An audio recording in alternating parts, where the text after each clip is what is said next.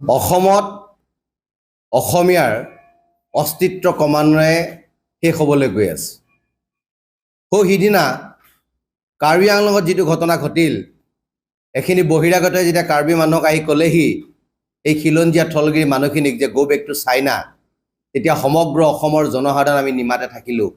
আমি ভাবিলোঁ যে এইটো কাৰ্বিৰ প্ৰব্লেম, এইটো অসমীয়া জাতিৰ মূল সুঁতিৰ প্ৰব্লেম নহয়, আৰু সেইকাৰণে আমি নীৰৱে থাকিলোঁ আৰু তাৰ পৰা আমি আঁতৰি থাকিলোঁ। সিদিনা গুৱাহাটীৰ মাজমজিয়াত ফেঞ্চি বজাৰত যেতিয়া আইনৰ এগৰাকী ছাত্ৰীক বহিৰাগতই যেতিয়া প্ৰহাৰ কৰিলে, তেতিয়াও আমি মনে মনে থাকিলোঁ। ৰাইজ আমি ওলাই নাহিলোঁ।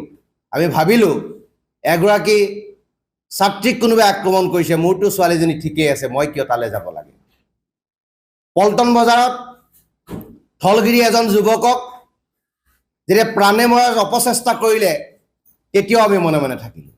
আমি ক'লোঁ বা আমি ভাবিলোঁ যে এজন ল'ৰাকহে পিটিছে, আমাৰ ল'ৰাটো সুৰক্ষিত হৈ আছে, আমি তাত মাত মাতিবৰ প্ৰয়োজন নাই।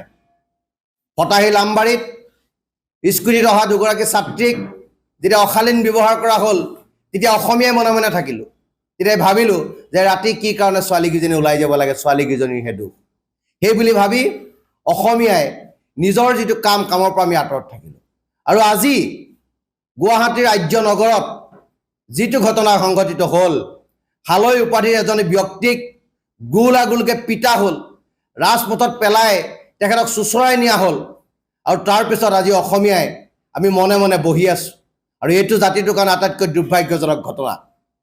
সেই আৰ্য নগৰত সেই ব্যক্তিজনক কাৰ ছত্ৰছায়াত আক্ৰমণ কৰিছে? আলোক ত্ৰিপাঠী নামৰ এজন গুণ্ডাৰ জৰিয়তে এই কাম কৰা হৈছে। এতিয়া প্ৰশ্ন হ'ল, আলোক ত্ৰিপাঠী কোন?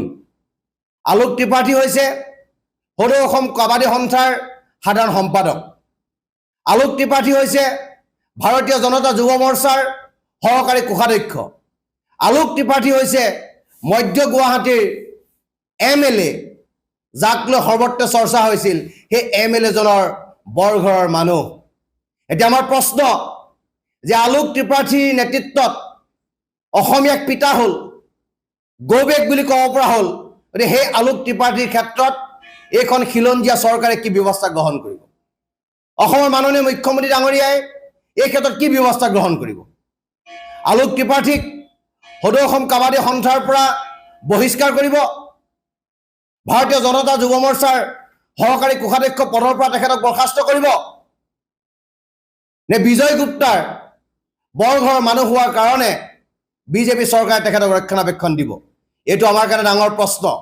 আৰু যদি দোষী আলোক ত্ৰিপাঠীক সোনকালে আৰক্ষীয়ে ব্যৱস্থা গ্ৰহণ নকৰে, তেতিয়াহ'লে অসমৰ পৰিৱেশ আৰু পৰিস্থিতি বেলেগ হ'ব। আমি থলগিৰি খিলঞ্জীয়া জনসাধাৰণৰ পক্ষত থাকি অসম আৰু অসমীয়াৰ স্বাৰ্থত কাম কৰা আমি সকলো ৰাইজ ৰাজপথলৈ ওলাই আহিম আৰু চৰকাৰক ক'বলৈ বাধ্য হ'ম যে আপোনালোক থলগিৰিৰ বিৰোধী, আপোনালোক খিলঞ্জীয়াৰ বিৰোধী, আপোনালোক অসম বিৰোধী, আপোনালোক অসমীয়াৰ বিৰোধী।